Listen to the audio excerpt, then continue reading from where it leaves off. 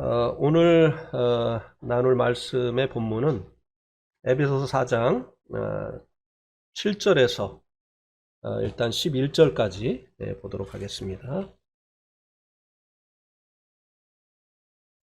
에베소서 4장 7절에서 11절.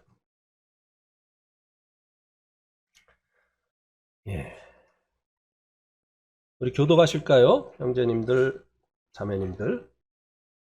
시작. 우리 각 사람에게 그리스도의 선물의 분량대로 은혜를 주셨나니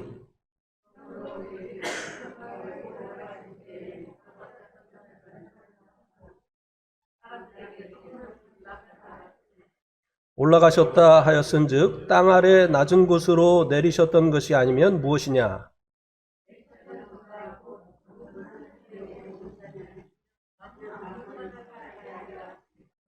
그가 어떤 사람은 사도로, 어떤 사람은 선지자로, 어떤 사람은 복음 전하는 자로, 어떤 사람은 목사와 교사로 삼으셨으니.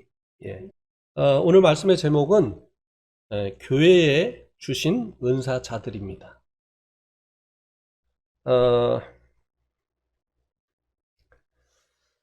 오늘 이 말씀이 은사에 대해서 말씀을 해주고 있는데요. 그것을 이제 7절 말씀에서는 각 사람에게 그리스도의 선물의 분량대로 은혜를 주셨다. 각 사람에게 그리스도의 선물의 분량대로 주신 은혜라고 이 은사를 표현을 해주고 있습니다. 구체적으로 이 은혜가 은사인 것을 11절 말씀이 말씀해주고 있죠. 사도, 선지자, 복음을 전하는 자, 그리고 목자, 그리고 교사. 이렇게 각 사람에게 그리스도의 선물의 분량대로 주신 은혜가 구체적으로는 은사다라고 하는 것을 말씀을 해주고 있습니다. 그런데 11절에서 말씀해주고 있는 이 은사는 사실은 은사를 받은 은사자들에 대해서 말씀을 해주고 있습니다. 그래서 사도, 그리고 선지자, 그 다음에 복음 전하는 자, 그 다음에 교사, 목자, 이렇게 그 은사를 받은 사람들에 대해서 얘기해주고 있죠. 그래서 오늘 제목을 이 은사를 받은 이 사람들은 교회에게 주신 은사자들이라고 하는 것입니다.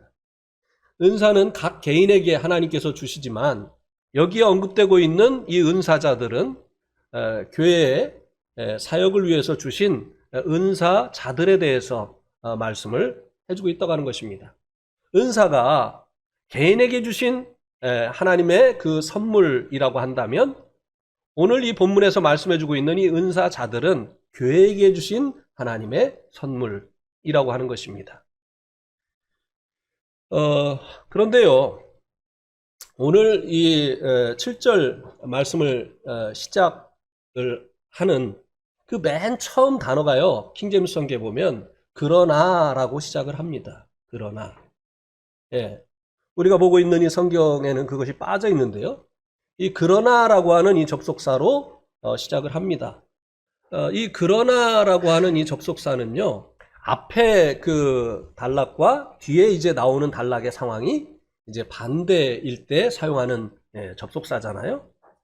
그러니까 앞에서는 무엇을 얘기했느냐면 우리가 이제 하나인 것에 대해서 이야기를 했습니다. 그래서 부르심에 합당하게 행하라고 말씀해주고 있는데 그 부르심은 몸으로 부르셨기 때문에 몸에 여러 지체가 있지만 그러나 몸 안에서 하나인 것처럼 이 부르심에 합당하게 행하는 것은 바로 하나 되게 하신 것을 힘써 지키는 것이다 라고 말씀을 했습니다. 그래서 이제 왜 우리가 생김새도 다르고 고향도 다르고 배운 것도 다르고 성격도 다르고 취미도 다르고 정말 같은 것이 하나도 없는 우리가 하나냐에 대해서 이제 5절, 6절에서 말씀을 해주었지 않습니까? 주도 한 분이시요 믿음도 하나요 침례도 하나요. 4절에서도 몸도 하나요, 성령도 한 분이시요, 그 다음에 소망도 하나요. 그리고 또 하나님도 한 분이시다. 이렇게 이제 이런 것들이 하나이기 때문에 우리가 하나라고 하는 사실을 말씀을 했고, 하나이기 때문에 하나 되게 하신 것을 힘써 지켜야 된다라고 말씀을 했습니다. 그러나 이제 7절부터는 그러나 우리가 하나이지만 하나인 우리들에게 주신 그 은사는 각각 다르다고 하는 것을 말씀해 주고자 하는 것입니다. 우리가 주님 안에서 하나이지만 이 성도들에게 주신 은사는 다양하다고 하는 것이죠. 하나가 아니라고 하는 것입니다. 성도 각자에게 주신 은사는 동일한 은사가 아니라고 하는 것입니다. 이것은 마치 몸의 여러 지체들의 그 기능이 각각 다른 것과 같다는 것입니다. 몸은 여러 지체를 가지고 있지만 하나잖아요. 그러나 이 몸에 있는 각 지체들의 그 기능은 각각 다르다고 하는 것입니다. 하나이면서도 다양성을 가지고 있는 것이 이 교회라고 하는 사실을 이 말씀이 우리들에게 말씀을 해주고 있습니다. 그래서 하나이지만 우리에게 주신 그 은사가 다양하기 때문에 그러나 라고 하는 이 접속사로 시작을 하고 있다고 하는 것입니다. 그 다음에 이제 이 7절 말씀에서 이 은사에 대해서 우리들에게 말씀을 해주고 있는데요. 이 은사는요, 특정한 어떤 그 사람들에게만 주신 것이 아니라 각 사람 모두에게 주신 것이다 라고 말씀을 해주고 있습니다.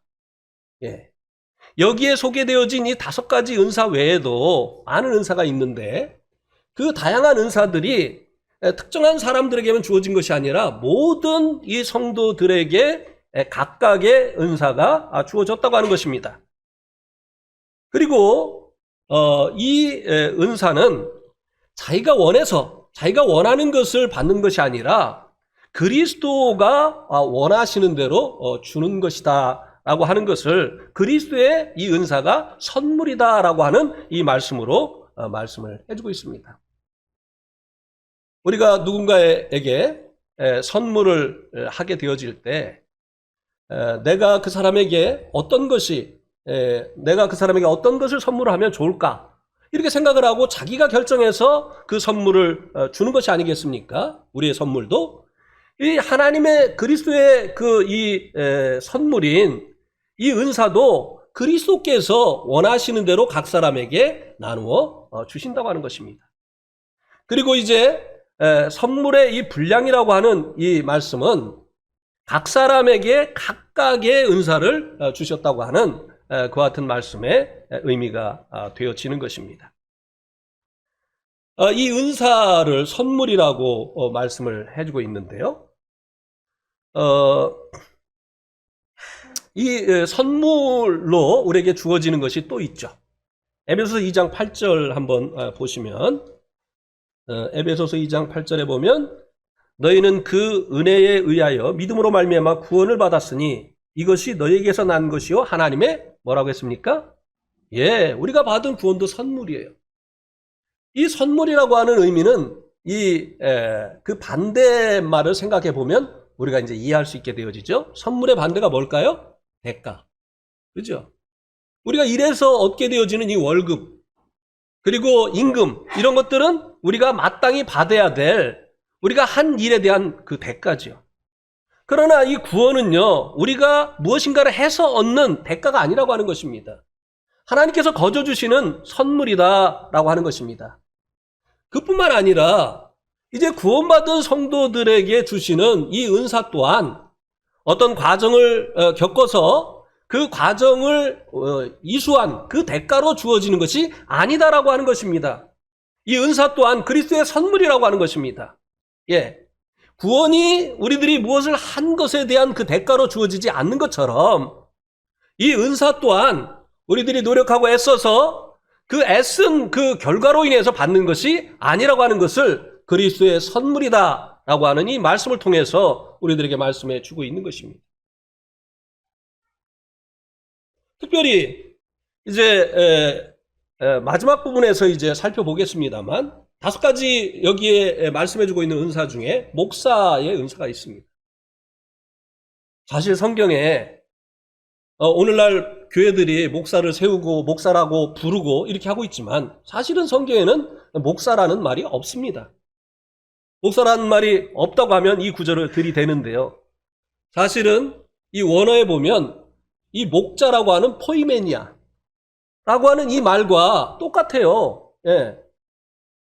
요한복음 10장에 나오는 그 목자와 여기에 그 나오는 이 목자라고 하는 말이 원어는 똑같은데 왜 번역을 달리 했는가?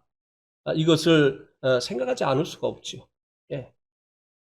목사 제도를 가지고 있는 분들이 성경을 번역했기 때문에 목자라고 번역이 되어야 될 이 부분을 목사라고 번역을 한 것뿐이죠.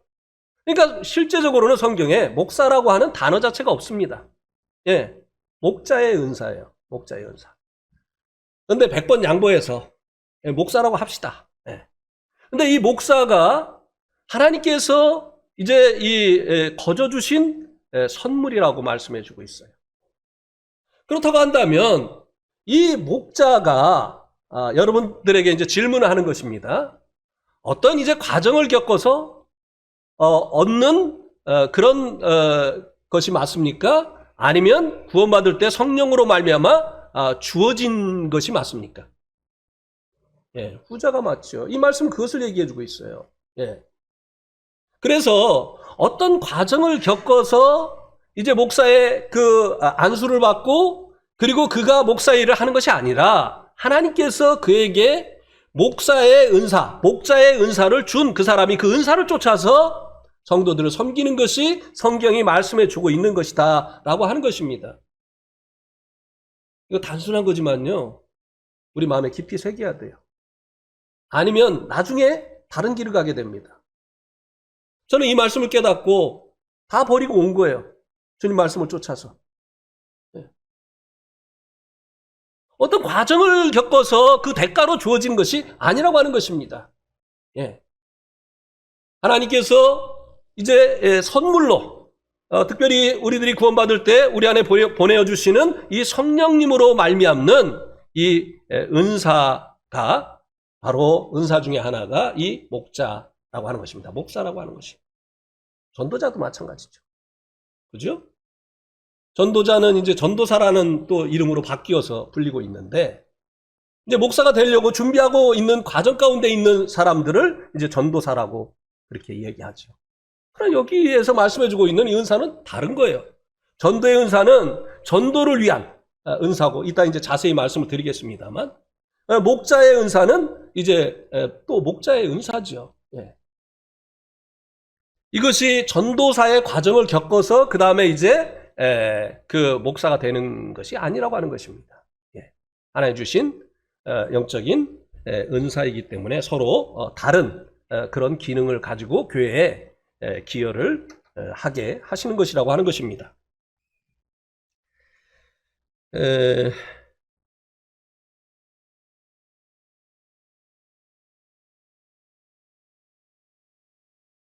그리고 이제 8절에서는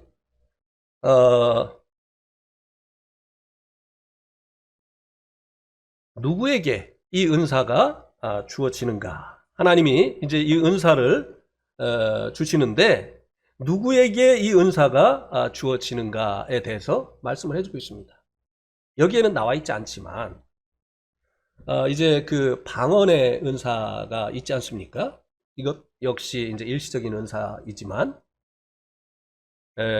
방언의 은사가 있잖아요.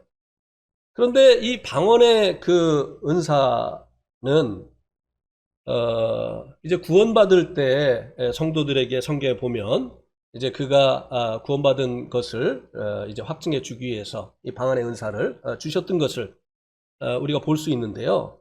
이 방언의 은사를 어디 기도원 가서 기도를 하다가 받았다는 둥, 또 안수를 받아가지고 또 이 방언의 은사를 받았다는 둥 하는 이런 그 이야기를, 성경에 근거하지 않은 이런 이야기를 하는 사람들을 많이 볼 수 있게 됩니다. 예. 그런데 이제 이 은사는 누구에게 주어지는가라고 하는 것을 우리가 이제 보게 될 때 그런 것들이 성경에 근거하지 않은 것이라고 하는 것을 우리들이 알 수 있게 되어지는 것이죠. 자, 8절에 보니까 누구에게 은사가 주어지는가에 대해서 말씀해 주고 있는데요. 그가 위로 올라가실 때 사로잡혔던 자들을 사로잡으시고 사람들에게 선물을 주셨다 하였도다. 누구에게 하나님께서 이 은사를 주시느냐? 높은 산에 올라가서 하나님께 기도하는 사람에게 또 누군가에게 안수를 받는 그 사람에게 은사를 주는 것이 아니라 사로잡혔던 자를 사로잡으시고, 예. 자, 뭐 이 부분은 너무나 많이 교제를 했기 때문에 간단히 말씀을 드리고 넘어가겠습니다. 우리가 과거에는 마귀의 사망 권세에 사로잡혔던 자들이었죠. 그래서 죽기를 두려움으로 일생에 매여서 종로로 타던 자들이 바로 우리들이었습니다. 여기 사로잡혔던 자들은 바로 구원받기 전에 우리의 그 상태를 말씀해 주고 있는 거죠. 사람들의 상태, 우리의 상태를 말씀해 주고 있는 것이죠. 그런데 주님께서 이 사로잡혔던 자들을 사로잡으셨습니다. 어떻게요? 피로 값주고 사시어서 주님의 것이 되게 하셨다고 하는 것입니다. 뭐 잘 알고 계시겠지만 그래도 한번 성경을 찾아보겠습니다. 고린도전서 6장 20절. 네. 자, 같이 한번 봉독하시겠습니다. 시작. 값으로 산 것이 되었으니 그런즉 너희 몸으로 하나님께 영광을 돌리라. 우리 그 몸을 그 어느 곳도 주관하도록 해서는 안 된다고 하는 말씀을 앞에서 얘기해 주고 있어요. 예. 그러면서 왜 우리의 몸을 다른 어느 것이 주관을 하면 안 되느냐? 주님이 값주고 우리를 사셨기 때문에 우리의 몸은 주님의 것이기 때문에 주님만이 주관을 하시는 것이 맞다고 하는 것입니다. 그래서 우리가 죄로 인해서 이제 마귀의 사망 권세에 사로잡힌 자가 되어졌지만 주님께서 피로 값주고 사시어서 이제는 주님께 사로잡힌 자, 주님의 것이 되어졌다고 하는 것입니다. 이 은사가 언제 주어지느냐? 바로 주님께 사로잡히게 될 때. 마귀의 것이던 우리들이, 마귀의 포로 되어졌던 우리들이 주님의 것으로 이제 거듭나게 되어질 때 그때 은사가 주어지는 것이다 라고 말씀해 주고 있는 것입니다. 예수를 믿고 나서 열심히 기도하다가 은사를 받는 것이 아니에요. 또 어떤 신령한 사람에게 안수를 받음으로 인해서 은사를 받는 것이 아니라고 하는 것입니다. 이 은사는 바로 우리가 이제 마귀의 것으로부터 주님의 것으로 이제 거듭나게 되어질 때, 구원받게 되어질 때 주어지는 것이 은사라고 하는 것을 말씀해 주고 있습니다. 그런데요, 선물, 이 8절 말씀 마지막 부분에 보면 선물을 주셨다 하였도다. 어디서 인용한 것으로 말씀을 해주고 있지 않습니까? 이게 이제 이 말씀이 어디서 인용을 했느냐면요. 시편 68편. 시편 68편 몇 절이냐면 18절. 시편 68편 18절에서 인용을 했는데요. 이것을 보면 여러분들이 왜 이 인용한 구절과 여기서 말씀해 주고 있는 구절이 다를까 하는 의문을 품게 되어질 것입니다. 시편 68편 18절에 보면 주께서 높은 곳에 오르시며 사로잡은 자들을 취하시고, 여기까지는 같아요. 근데 선물들을 사람들에게서 받으셨다고 했죠. 근데 에베소서에서는 선물들을 어떻게 했다고 했어요? 주셨다고 했어요. 왜 안 맞을까요? 저 이게 고민이었어요. 이 말씀을 볼 때마다. 왜 이 말씀을 인용했는데 말씀이 변개됐을까? 하나님의 말씀을 인용을 했으면 그 말씀과 이 말씀이 같아야 되는데 왜 인용한 말씀과 그리고 이 사도 바울이 인용해서 한 그 말씀을 이렇게 말씀이 다를까? 이렇게 해도 되는 것인가? 말씀을 인용하면서 자기 임의대로 그 말씀의 한 부분을 바꿔도 되는 것인가? 됩니까? 안 됩니까? 안 되지요. 여기서 문제가 생깁니다. 누구 말을 전달하는데 그분이 이렇게 말했대 하면서 자기 임의로 어떤 부분을 바꿔버려요. 여기서 문제가 생깁니까? 안 생깁니까? 생겨요. 그래서 이 성경을 인용하고 이 성경을 가지고 우리가 교제를 할 때는요, 정확하게 해야 되는 것이 있습니다. 예. 아전인수격으로 내가 하고 싶은 말 해서는 안 되는 거예요. 예.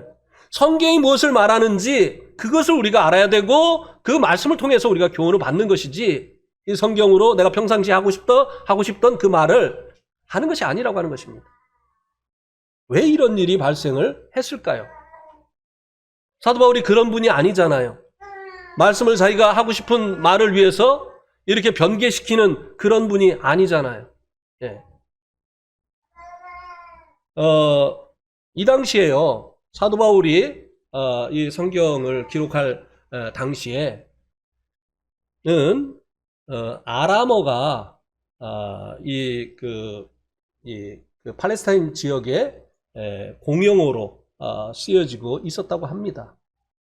그래서 이 히브리어 성경에는 이제 요 구절 그대로 시편 68편 그 18절 그대로 이렇게 되어 있는데 아람어 성경에는 달리 되어 있다는 거예요. 아람어 성경에는 아람어 성경에 어떻게 되어 있느냐면요. 제가 읽어드릴게요. 아람어 번역본에는 오 선지자 모세여 당신이 하늘에 오르심이여 당신이 사로잡힌 자를 인도에 내며 율법의 말씀을 가르쳤고 자신의 자손에게 선물을 주셨도다. 예. 여기 보니까 이 아람어 번역본에는 인간의 자손에게 선물을 주셨도다. 이렇게 이제 아람어 번역본에는 번역이 되어 있다고 하는 것입니다.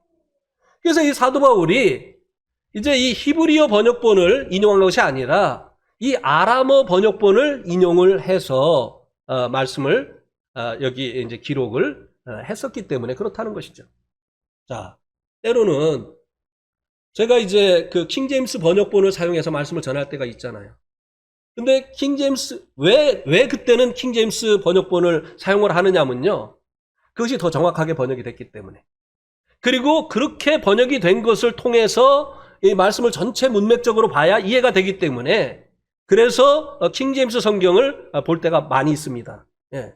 그런데 제가 킹제임스 성경을 통해서 말씀을 전했는데 여러분들이 개역 한글을 보면서 말씀에 그렇게 안 돼 있는데 이러면 되는 겁니까? 안 되는 겁니까?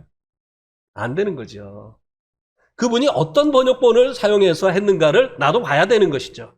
예. 그래서 이렇게 이 8절 말씀이 히브리어 번역본과 다른 이유는 사도 바울이 아람어 그 당시에 많이 사용이 되던 이 아람어 번역본을 사용했기 때문에 그렇다고 하는 것입니다. 그래서 이 은사는 이 8절 말씀을 통해서 주님께 사로잡힐 때, 주님의 것이 되어질 때, 그죠? 우리가 이제 전에는 사단의 것이었는데 이제 주님의 그 대속하신 은총으로 말미암아 우리들의 그 죄사함을 받게 되어지고 또 우리가 우리를 죄사해 주기 위해서 이제 십자가 지신 또 당신의 그 생명의 피를 우리들의 죄값으로 치러 주신 주님의 그 사랑에 감복해서 우리가 주님을 믿게 되어질 때 우리가 주님의 것으로 이제 거듭나게 되어지는데 바로 이때 우리에게 이 은사가 주어진다고 하는 것입니다. 그리고 이제 9절에서는 이 은사를 주신 그 목적에 대해서 말씀을 해주고 있습니다. 은사를 주신 목적. 여기 9절에 보니까 올라가셨다 하셨은즉 땅 아래 곳으로 내리셨던 것이 아니면 무엇이냐.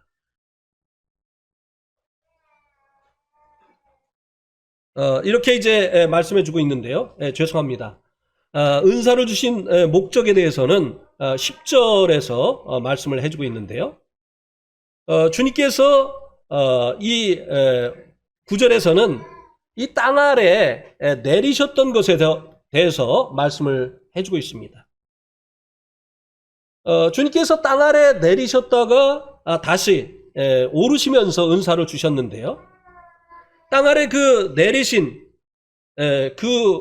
목적이 무엇인가 하면 사로잡힌 자들을 사로잡기 위해서. 마귀에게 속한 자들에게 하나님의 은사를 주어서는 안 되잖아요. 그죠? 마귀의 그 통치를 받고 있는 사람들에게 거룩한 하나님의 은사를 주면 누구를 위해서 그걸 사용하겠습니까? 그러니까 이 마귀에게 사로잡힌 자들을 이제 주님이 사로잡기 위해서 이제 땅 아래 내리셨던 것이죠. 주님의 목적이 이제 하늘에서 이 땅에 내려오셨다가 다시 하늘에 부활하시고 승천하신 주님께서 이 땅 아래 내리신 그 목적이 바로 이 사로잡힌 자들을 사로잡기 위해서라고 하는 것입니다. 그리고 이제 10절에서는 이 은사를 주신 그 목적에 대해서 말씀을 해주고 있는데요. 이 목적이 뭔가 하면 10절에 보면 내리셨던 그가 곧 모든 하늘 위에 오르신 자니 이는 만물을 충만케 하려 하심이라. 네. 저도 은혜를 받나 봐요. 네. 네. 네. 아멘 그러네. 네. 네.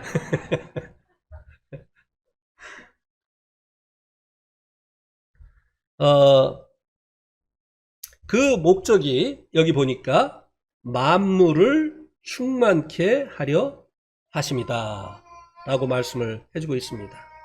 만물을 충만케 하려는 이것이 바로 주님께서 이 사로잡힌 자들을 사로잡으시어서 은사를 주신 그 목적이다 라고 말씀을 해주고 있습니다. 이 만물을 충만케 하시기 위해서요. 주님께서 먼저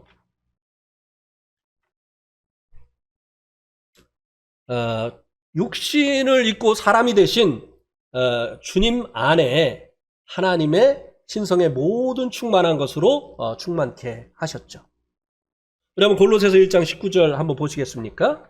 골로새서 1장 19절 1장 19절에 보면 아버지께서는 모든 충만으로 예수 안에 거하게 하시고 이 만물을 이제 충만케 하시기 위해서 먼저 사람이 되신 우리 주님 안에 아버지 하나님께서 모든 충만으로 충만케 하셨다라고 말씀해 주고 있습니다. 먼저 주님 안에 하나님의 충만으로 충만케 하시고 그 다음에 두 번째로는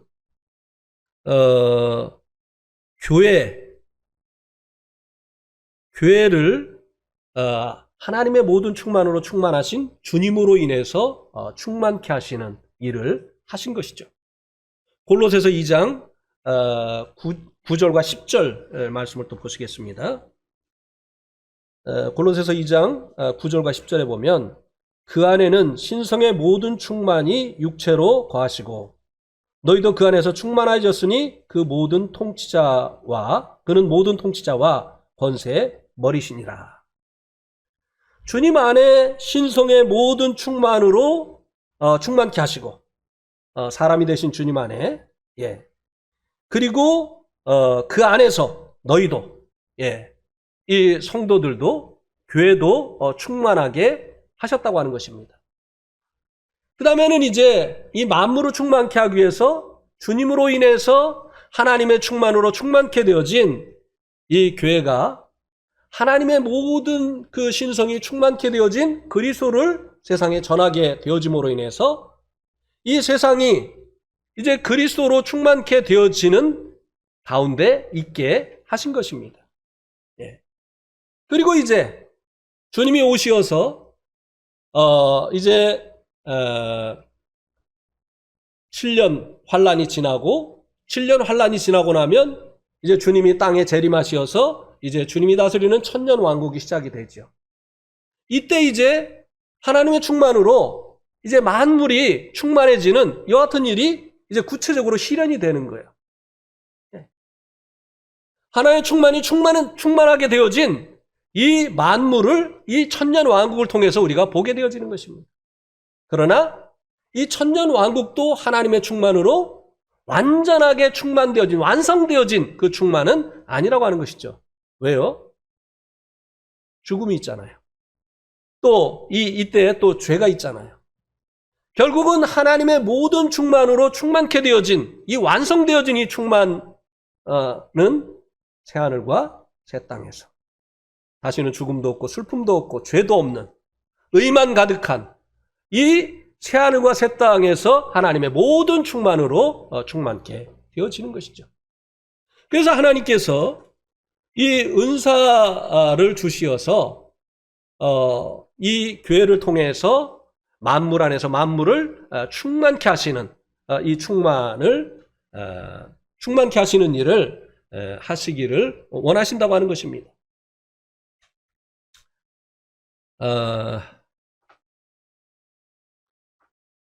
그 다음에 이제 11절에는 구체적인 하나님께서 주신 그 은사들에 대해서 말씀을 해주고 있는데요. 그 일을 위해서 주신 그 5가지의 은사자들에 대해서 말씀을 해주고 있습니다. 5가지 은사 중에 사도와 선지자, 이 은사는 교회가 세워지기 전에 세워진 일시적인 은사죠. 저는 이 5가지 은사를 생각하면서요, 제가 이제 네팔에 있을 때 쿠시쿠시 그 호텔을 건설할 때 일을 생각을 하게 됐습니다. 이 쿠시쿠시 호텔이라는 건물을 짓기 위해서요, 제일 먼저 한 일이 뭐겠습니까? 그 땅에 이 쿠시쿠시 호텔이라고 하는 이 건물을 짓기 위해서 제일 먼저 한 작업이 무엇이겠습니까? 예, 토목공사입니다. 예. 이 토목공사를 먼저 했어요. 건물을 지을 수 있도록 그 땅을 이제 평탄 작업을 하고, 그리고 또 이 땅으로 연결되어지는 그 중간에 냇물이 있었기 때문에 다리를 연결하는 이 일을 이제 하고, 그래서 이제 건물을 짓기 전에 해야 되어지는 이 작업을 했었던 것이죠.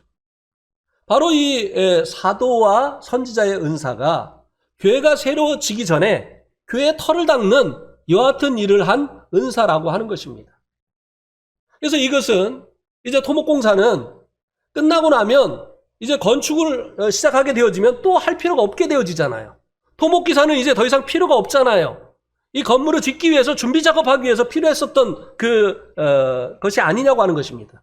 그래서 이 사도와 이 선지자의 은사는 교회를 건축하기 전에 준비하는 이 작업을 위해서 주어졌던 은사이기 때문에 현존하는 은사라고 보지 않는 것입니다. 에베소서 2장 20절에 한번 보세요.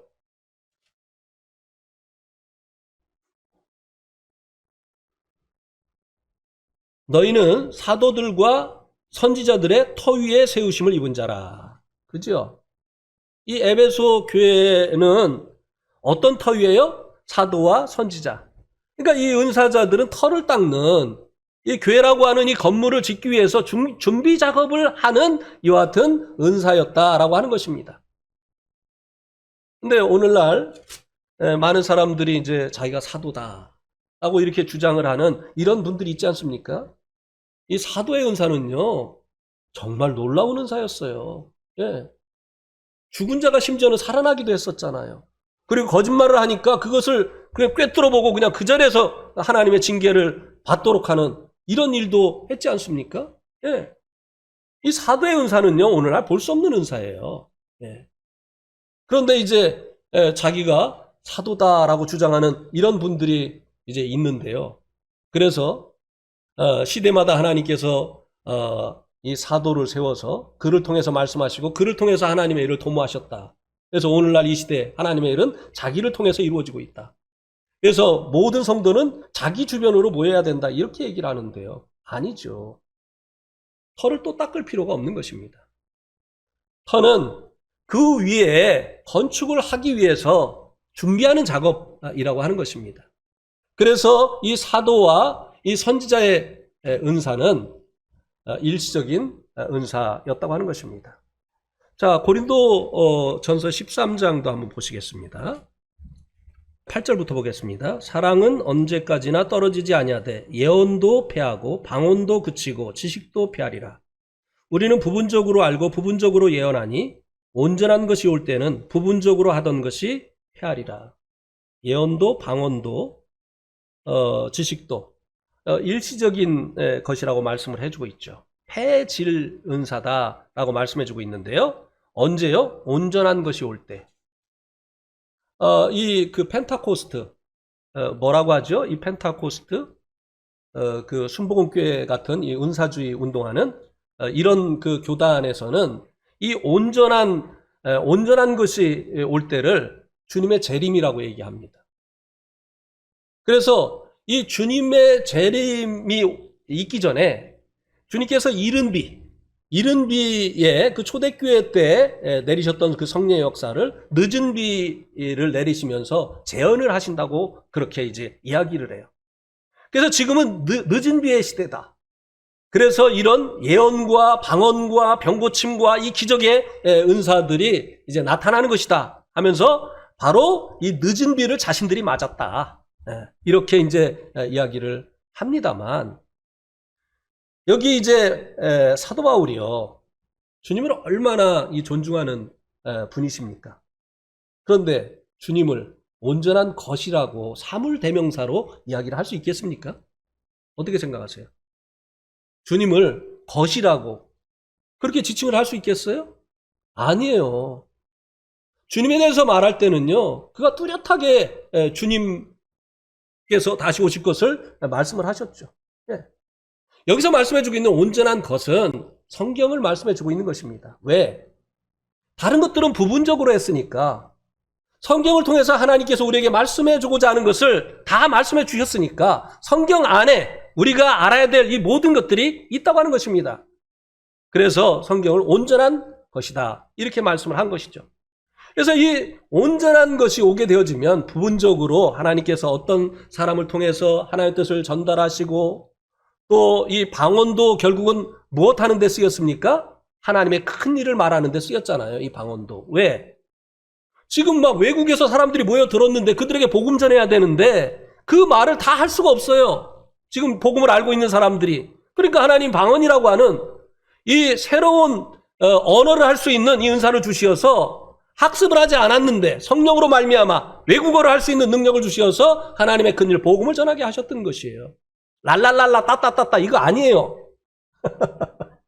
이것도 얘기하려면 시간이 기니까 오늘은 다른 날 이 방언에 대해서 좀 시간을 내서 말씀을 드리겠습니다. 여기서 말씀해 주고 있는 것은 바로 성경이고 이런 성경을 통해서 하나님께서 말씀하시기 전에 있었던 이런 은사들은 일시적인 은사였다고 하는 것입니다. 예언, 이 선지자의 은사도 결국은 일시적인 은사였다고 하는 것이죠. 털을 닦는. 그리고 이제 교회가 세워지기 위해서 주어진 세 가지의 은사에 대해서 말씀을 해주고 있습니다. 첫 번째는 교회가 세워지려면 제일 먼저 어떤 은사가 활용이 돼야 됩니까? 전도의 은사가 활용이 돼야 되죠. 그렇죠? 그래서 이제 전도자, 처음에 이제 복음 전하는 자, 이제 이 전도자의 은사에 대해서 말씀을 해주고 있죠. 이 전도자의 은사는요, 교회를 양적으로 팽창하게 하는 은사입니다.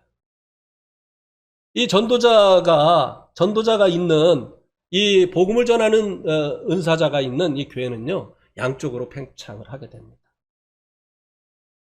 우리가 소위 그 구원파라고 하는 계통의 이 교회들 보면 지도자들이 전도자예요. 그죠? 그래서 양쪽으로는 아주 급격하게 팽창을 하는 것을 보게 됩니다. 은사가 그렇기 때문에 그런 열매가 나타나게 되어지는 것이죠. 그 다음에 이제 이 전도자의 은사 다음에 전도를 하면 그 다음에 그들을 어떻게 해야 됩니까? 그들을 이제 양육을 해야 되잖아요. 그러니까 이제 이 전도를 해서 이제 교회에 더해진 이 성도들을 양육하기 위해서 그다음에 목자와 교사의 은사가 이제 활용이 되어져야 되는 것이죠. 예. 그래서 이 목자와 이 교사의 은사는 이 교회를 질적으로 성장하게 하는 은사라고 하는 것입니다. 자, 보세요. 전도자가 그냥 막 그 목회, 막 교사 이렇게까지 하는 그런 교회 성도들과 그 교회의 모습을 보면요. 그 말하는 것이나 생각하는 것이나 행동하는 것이요. 성숙하지 못합니다. 말도 막 함부로 하고. 우리가 이래서 구원받은 거야. 우리가 막 행위로 구원받지 않았잖아. 이렇게 하면서요.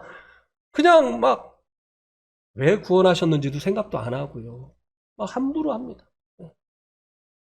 그런데 이제 이 목자와 그리고 이 교사들을 통해서 이제 잘 양육이 되어지면 그들이 점점 말하는 것이나 생각하는 것이나 행동하는 것이 그리스도를 닮아가게 되어지는 이런 영적 성장이 이루어지게 되는 것이죠.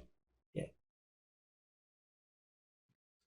그래서 이 전도 그런데요, 이 은사는요,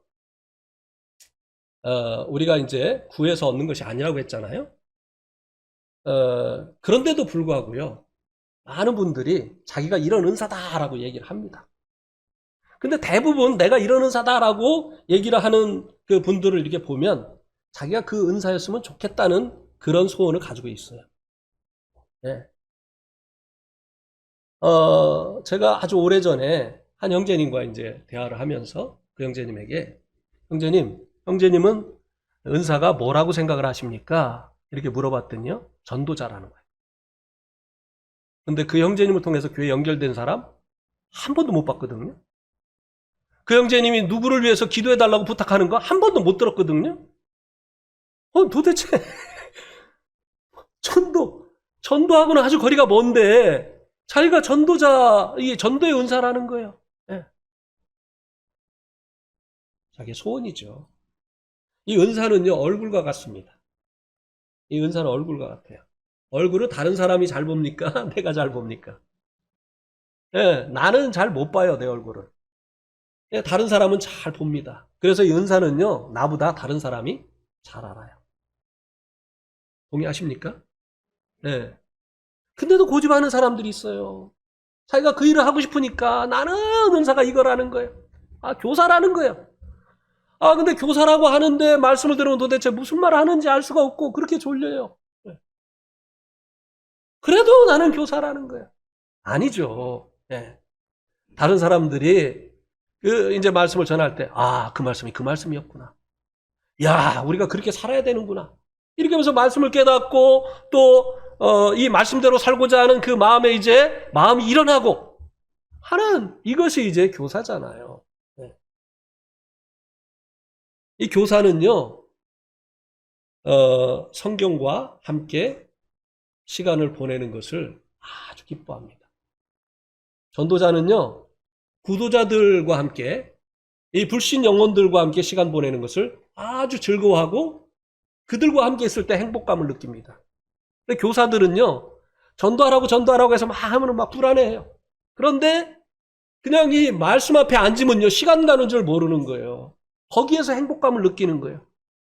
말씀을 연구하고 그리고 또 본인이 먼저 말씀을 깨달아야지 그것을 알아듣게 성도들에게 전해줄 수가 있는 것이 아니겠느냐고 하는 것이에요. 네. 하루 종일이라도 말씀 보고 또 책 보고 있으면 이 교사는 행복해요. 네. 그리고 무엇보다 행복한 시간이 이 말씀을 배우려고 하는 사람들과 함께하는 시간이에요. 네. 그리고 이 목자는요, 성도들과 함께 시간을 보내는 것이 그의 행복입니다. 그리고 이 성도들의 그 형편을 그렇게 알려고 해요. 주님께서, 목자장 되신 주님께서 양들을 각각 그 이름을 불러내신다고 했잖아요. 그 많은 양들의 이름을 목자는 다 알고 있는 거예요. 나는 목자라고 하는데 그 누구 엄마 그 이름이 뭐지? 이거 아니에요. 네. 자기는 목자라고 하는데 성도들에 대한 아무런 인포메이션이 없어요. 그분이 어떤 일을 하고 있는지, 그분의 이제 고민이 무엇인지, 예. 그분이 추구하는 것이 무엇인지 아무것도 모르면서 나는 목자다. 아니죠. 예. 이 목자는 양들과 함께 있는 것을 좋아하고, 그리고 양들의 형편을 살피고, 그리고 그 양들을 돌아보는 이와 같은 일을 할 때에 행복을 느끼게 되어지는 것입니다. 예, 오늘 여기까지 하면 되겠죠? 그 다음에 더 하면은 또 1시 넘어. 그래서 우리에게 이런 은사자들을 하나님께서 주셨다고 한다면 어떻게 해야 되겠습니까? 하나님께서 우리 교회에 이런 그 은사자들을 주셨다고 하면 이 은사자가 뭐라고 했죠? 선물이라고 했죠. 선물 주면은 어떻게 해야 됩니까? 나한테 이런 거 줘요. 그러면서 거절할 일이 아니죠. 예, 감사하고 또 그 은사가 교회를 유익해 할 수 있도록 격려하고, 그리고 또 기뻐하고, 이렇게 해야 되는 것이죠. 그죠? 예. 막 한번 이렇게 한번 해보세요. 그럼 그 은사자가 은사를 활용하는데 어려움을 느낍니다. 막 말씀 시간에 고개 푹 숙이고 인상 팍팍 쓰고 있고 이렇게 해봐요. 예. 전도하는데 막 그냥 그렇게 해봐요. 막 분위기 그냥 어둡게 만들고 말이죠. 예? 이거는요, 은사에 대해서 감사하는 태도가 아니에요. 하나님께 감사하고 기뻐하고 이렇게 하게 되어질 때 하나님이 은사자들을 통해서 교회를 유익해 하시는 이와 같은 일이 일어날 수 있게 되어진다고 하는 것입니다. 그래서 은사자들이 그 은사를 활용할 수 있도록 기도하고 또 격려하고 후원하고, 그리고 또 이런 은사가 발견되지 않는다고 한다면 또 은사자들을 초청해서 우리가 집회할 수 있는 거잖아요. 그래서 유익을 얻을 수 있는 거잖아요. 예. 우리가 이런 또 겸손함이 있어야 되는 거죠. 우리에게 은사가 부족하면 보충받고자 하는 이런 것들이 필요한 겁니다. 우리 다 알아서 해. 아닙니다. 예. 유익한 거잖아요. 예. 예. 오늘 말씀 여기까지 하도록 하겠습니다.